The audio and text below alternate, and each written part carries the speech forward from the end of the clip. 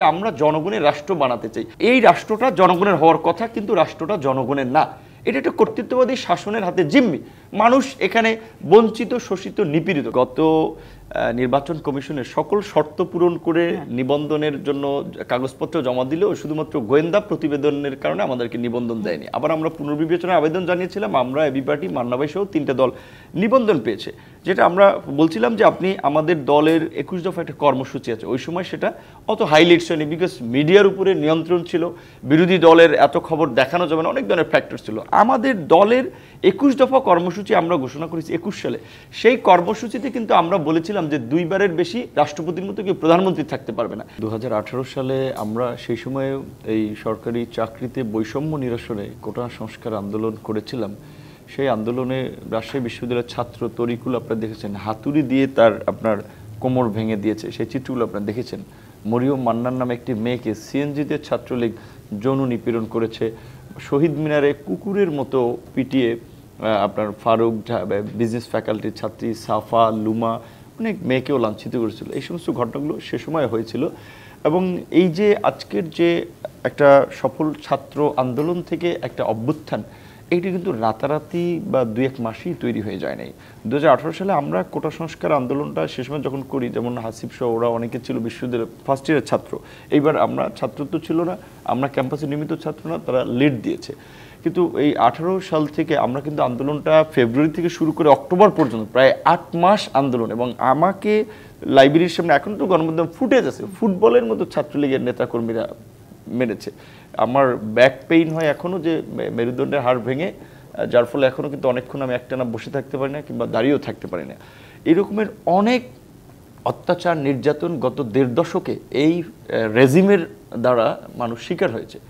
সকলের একটা পুঞ্জীবিত ক্ষোভ এবং দীর্ঘদিনে যে মানুষের অধিকারহীন করে রাখা, এর একটা বহিঃপ্রকাশ ঘটেছিল এইবারের ছাত্র আন্দোলনে।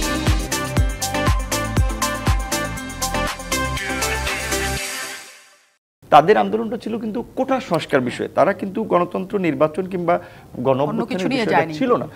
আন্দোলনটা যখন এই ছাত্রলীগ যখন আপনার আক্রমণ করে এবং সরকারের তখনকার প্রভাবশালী মন্ত্রী এবং আওয়ামী লীগের সাধারণ সম্পাদক যখন ছাত্রলীগকে লেলিয়ে দিলেন এবং সমস্ত বিভিন্ন শিক্ষা প্রতিষ্ঠানে যখন আক্রমণ শুরু হলো, এবং এমনকি এখন তো বেরিয়ে আসছে যে সাবেক এই ফ্যাসিস্ট প্রধানমন্ত্রী শেখ হাসিনা পুলিশ বাহিনীকেও কোটি কোটি টাকা বিলিয়েছেন বিভিন্ন এজেন্সিকে ছাত্রদের উপরে এই হত্যাযজ্ঞ চালানোর জন্য। এই সমস্ত ঘটনাগুলো কিন্তু সাধারণ মানুষ নিতে পারেনি। যখন দেখেছে যে জানালায় একজন মা দাঁড়াতে গিয়ে গুলিবিদ্ধ হয়েছেন, যখন দেখেছে একটি ছেলে পানি পানি করতে করতে গুলিবিদ্ধ হয়ে মারা যাচ্ছে, একটা বিশ্ববিদ্যালয়ের ছাত্র বুক টান করে দাঁড়িয়েছে যে আপনারা গুলি করেন আমার সহপাঠীরা, মানে সেভ করার জন্য, সেখানে পশুর মতো অমানবিকভাবে গুলি করে মানুষ মারছে। এই সমস্ত ঘটনাগুলো কিন্তু মানুষকে সেন্সিটাইজ করেছে এবং সামগ্রিকভাবে একটা সফল গণ অভ্যুত্থান হয়েছে। এখানে বিভিন্ন শ্রেণী পেশার মানুষের অসম্ভব রকমের কন্ট্রিবিউশন, অবদান আছে। আজিজুল বারী হেলাল ভাইয়ের মতো একজন ছাত্র নেতারা, আমার মনে হয় যে আমরা তো গত 6-7 বছর সক্রিয় রাজনীতি করেছি, তারা তো গত 1.5 দশক ধরে এই রেজিমের ভুক্তভোগী। জামাত, বিএনপি সহ 6 শতাধিক মানুষকে গুম করেছে, 3,500 মানুষকে বিচার বহির্ভূত হত্যাকাণ্ড শিকার হয়েছে। সমস্ত মানুষের কিন্তু একটা কালেকটিভ আপনার অংশগ্রহণ কিন্তু এই মুভমেন্টে ছিল। সুতরাং এই মুভমেন্টকে শুধু যদি ছাত্র জনতা বলে একটা ছাত্রদেরকে বা কাউকে জেনারেলাইজ করা হয়, সেটা ভুল করা হবে বোধহয়। কাউকে রাজনৈতিক দলের কন্ট্রিবিউশন বা অন্যদের, ইভেন গণমাধ্যম কর্মীদের আমি মনে করি অনেক ভূমিকা রয়েছে। সেক্ষেত্রে এটি কিন্তু একটা সার্বজনীন আন্দোলন ছিল। সেই দিক থেকে আমাদের একটা অবশ্যই ভালো লাগার জায়গা যে আন্দোলনটা আমরা সূত্রপাত করেছিলাম। এবং বিশেষ করে আপনি যদি দেখেন 2018 সালের কোটা সংস্কার আন্দোলন এবং 19 সালের ডাকসু নির্বাচন, 20-21 সালে কিন্তু আমরা গণ অধিকার পরিষদ নামে একটা রাজনৈতিক দল ঘোষণা করি, যেই দলের আপনার 4টি মূলনীতি ছিল: গণতন্ত্র, ন্যায় বিচার, অধিকার, জাতীয় স্বার্থ। সিম্পল একটা স্লোগান, খুব তাত্ত্বিক না, রেটরিক না, সিম্পল স্লোগান যে জনতার অধিকার আমাদের অঙ্গীকার, আমাদের অঙ্গীকার দেশ হবে জনতার। কারণ আমরা মানুষকে এটা বলে অ্যাটাক করতে চেয়েছি যে এই রাষ্ট্রটা জনগণের হওয়ার কথা, কিন্তু রাষ্ট্রটা জনগণের না।